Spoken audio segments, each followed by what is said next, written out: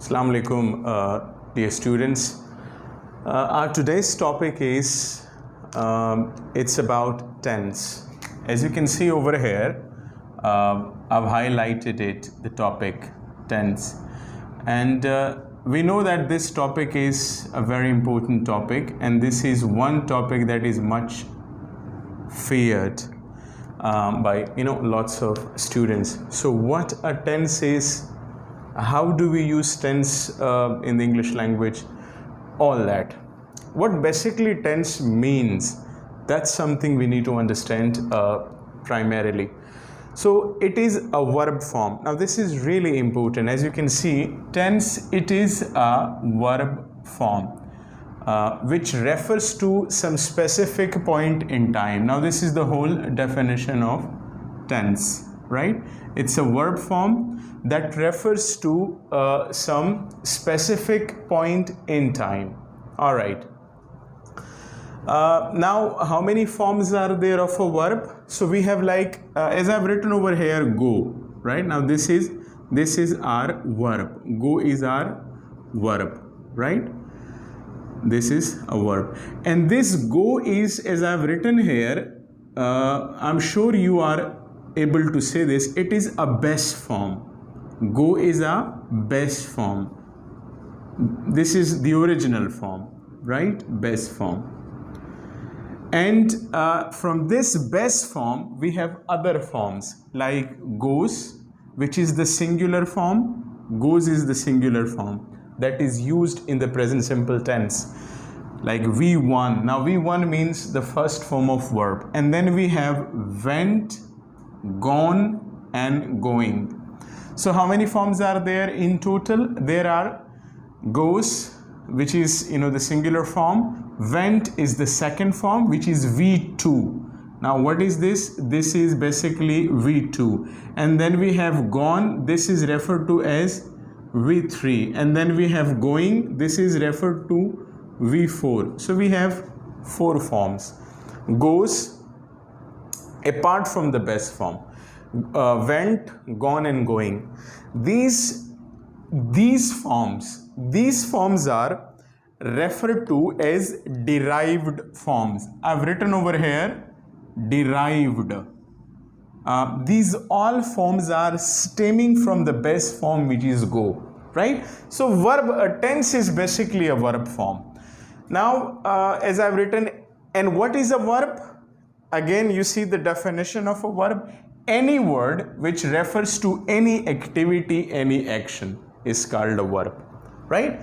So when we talk about tense, as I've written here, tense. Now in tense, we either talk about identification, what are we talking about, or we talk about correction. Now these two building blocks. In identification, we see either it is a voice or it is a narration. Now this is what identification is. We figure out these two things. But when we talk about the corrections, so we see tenses, we see conditionals, or we see moods. Either the tense that we are talking about is a correct tense or it is not. This is what it is. Now you see over here, I've written an example through which I'd like to explain a type of a tense. The example is, he had no friend. Now this is a sentence.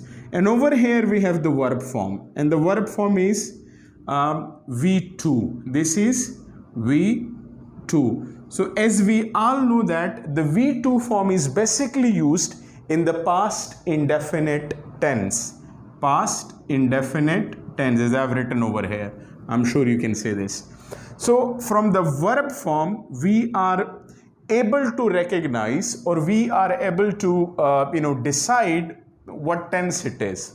So now we know that it is the past indefinite tense because the form is used here. And what is that form? It is without the auxiliary. It is an assertive sentence, and the form of the verb is V2.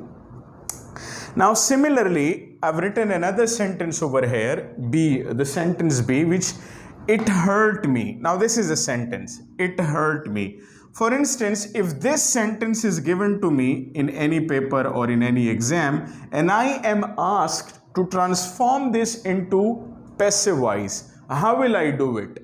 Or if the options are given and I'm asked to identify or circle the passive of the given sentence. For instance, you see over here, the first is I am heard by it. It is also a passive voice.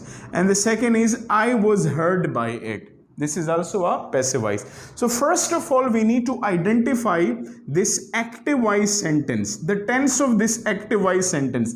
Either it is in the present simple or it is in the past, indefinite or simple past. So we see over here that it is in the past indefinite, because had it been in the present simple or present indefinite, we would have used over here S with it as per the rule. But we know that it is in the past indefinite. So now what would be the correct passive voice transformation of this sentence? Obviously, it would be this one. This. I was hurt. Now the passive voice transformation, we all know that it is be plus verb third form. Whenever you make passive voice sentences, so what is the transformation? It is be plus verb third form. Now in all passive voice, you will carry this transformation. Passive voice, right? It is again a form of a verb. All right. So I'm sure it is clear to you. Over here, I've tried to, just demonstrate tenses with the help of this diagram or this table. So you see, I have classified into three categories, which is the future, present, past, and future. So now we have, predominantly we have three tenses. There are, present, past, and future. Now when we talk about their aspects, so primarily we have the indefinite aspects, right? And then we have the continuous aspects, and then we have the perfect aspects, and then we have the perfect continuous aspect, right? So these four aspects are common in all the tenses that you need to understand. Dear students, in this very lecture, I'll be trying to, make tense and tenses crystal clear to all of you. So in the present indefinite, the structure that we follow or the helping verbs that we follow are do and does. Now these two are the helping verbs that we follow, do and does, and we all know that. And along with it, we also follow V1. The form of the verb is V1. And not only that, if in case the subject of the sentence is third person singular, so we add S and ES with the first form of the verb. And this only happens in the present simple tense. So this is the, identification of the present simple tense. And then we have the present continuous tense. Present is time and continuous is the type of action or the aspect of action. So over here you see it is M plus R. Now these are your helping verb, and with them you have the V1 form plus the ing form, the fourth form. So this is the syntax that you will be using in present continuous tense. And then we have the present perfect tense. In present perfect, you have the auxiliary that are have and has, along with verb third form. So this is the syntax of the present perfect tense. And then in present perfect continuous, we have plus has, have plus been, and then we have verb ing. So this is the present tense, all the aspects of the present tense. And then we have the past. In past, the helping verb we have is did, and I'm sure we all know it. And as we know that we use did when we make negative or interrogative sentences. So when you make negative or interrogative sentences, you will be using did, which is the second form of the verb, and along with it you'll be using V1 form, the verb first form. And in case you are not using or you are not making negative or interrogative sentences, you will only be using V2. the second form of the verb. And then in past continuous, your auxiliaries are was, were, plus V1 and the ing form. And then in past perfect, you have had as your helping verb. This is your helping verb, and then you have verb plus third form. This is another syntax, another structure of the past perfect tense.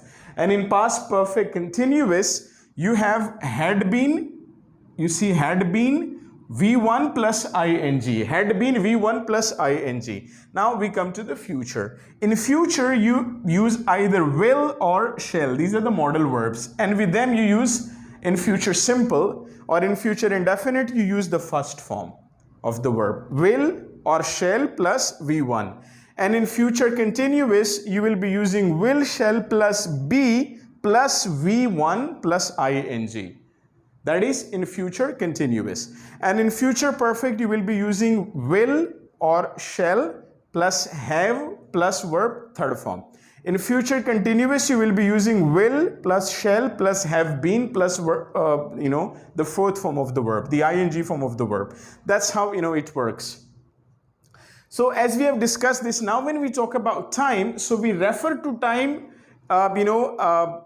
in two ways. Time is referred either in point or in duration. As I have written over here, the time that we have, the time period that we have is past, present and future. This is how our life cycle is.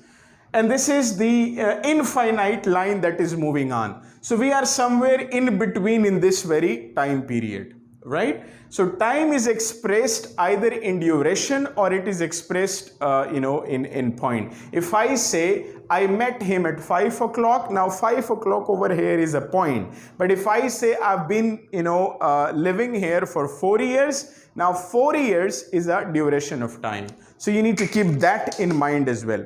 All right, excuse me, sometime it happens, when you are recording the lectures and all that. So verb forms. Now what do we do with the verb forms? Verb forms, either they tell us about, points in time or duration of time, or they tell us about the mood, the intention of the speaker, or they are used in the passive voices. Now what is a passive voice? Passive voice basically tells us whether the subject is the doer or the receiver of the action. If the subject is the doer, then it is active voice. If the subject is the receiver of the action, then it is passive voice. And we know all this, through the verb. All right. Now, we have some primary auxiliaries that we use, in forming tenses. So we have the be form, which is primarily used in continuous tenses, is, am, are, was, were, and all that.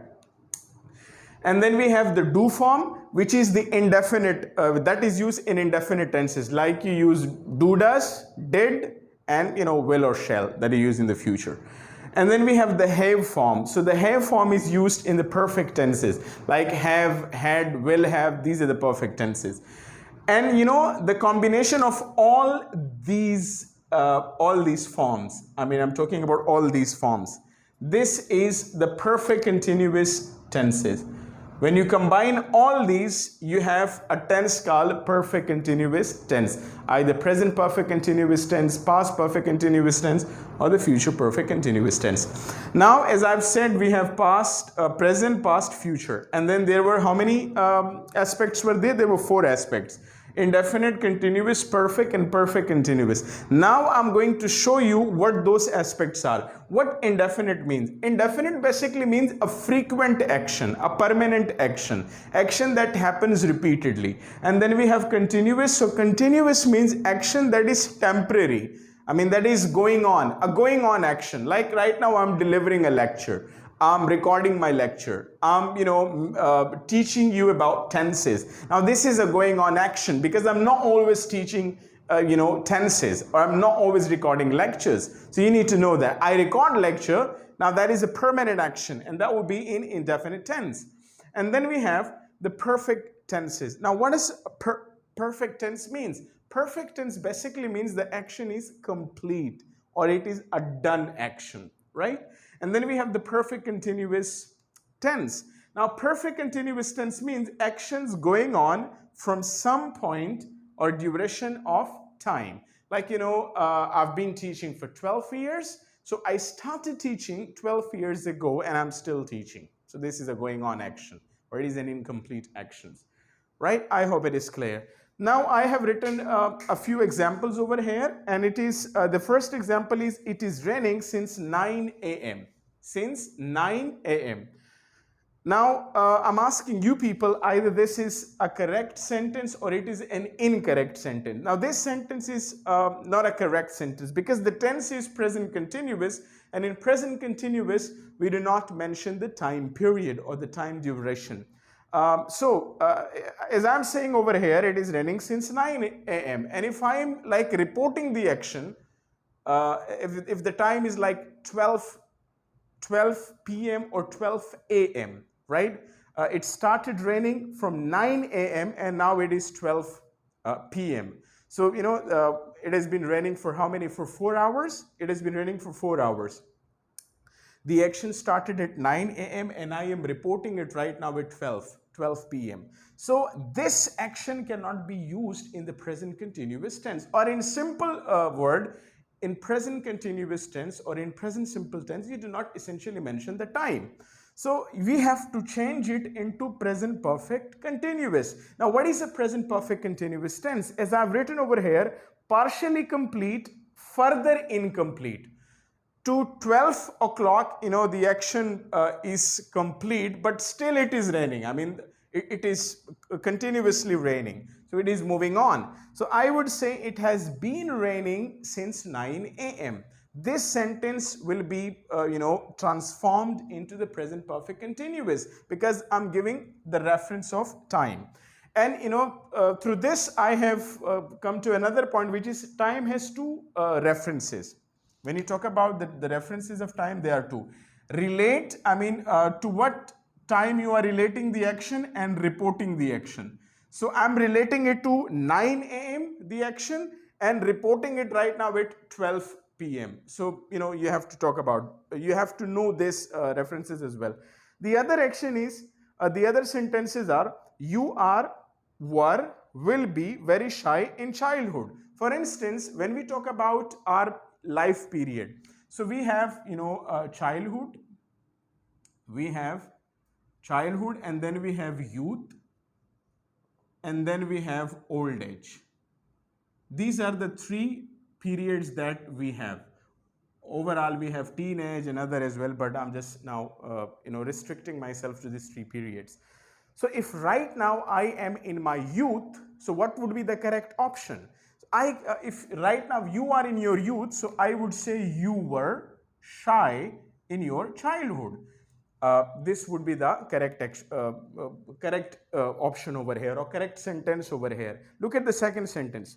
You are, were, will be very shy in youth. If I'm reporting it right now in childhood, so what would I say? I mean, you are right now in childhood. The action is reported in childhood, and I'm just referring to the future time. So the correct option would be will be. Or if you are in old age, in old age, so I can say you were very shy in childhood, because I'm reporting this action in your old age and referring to the time that was in childhood. And look at the other example, you are, were, will be very shy in old age. So if you are in youth right now, and I'm referring to the future time, so what can I use over here? I cannot use are, I cannot use were. I'll be using the only option that I'm left with is will be. So, you need to know this. That's really important. Now, action, as I've written over here, another hint for you people, action has two states, either a complete or an incomplete states. So when we talk about the present indefinite, it is an incomplete state because it happens repeatedly. But when we talk about the continuous or the perfect, like the present continuous or past continuous or future continuous or present perfect, past perfect or future perfect, so this is complete. But when we talk about the perfect continuous, so perfect continuous tenses are incomplete tenses.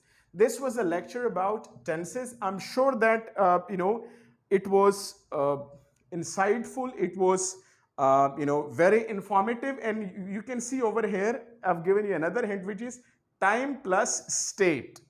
You report a certain type of action or a state of an action in certain time, that is equal to tense. Now, time and state of action equal to tense. Now, what is the state of the action that you're talking about? Is it a complete action or it is an incomplete action? That's what it is. So enjoy the lecture and share it further. Thank you very much.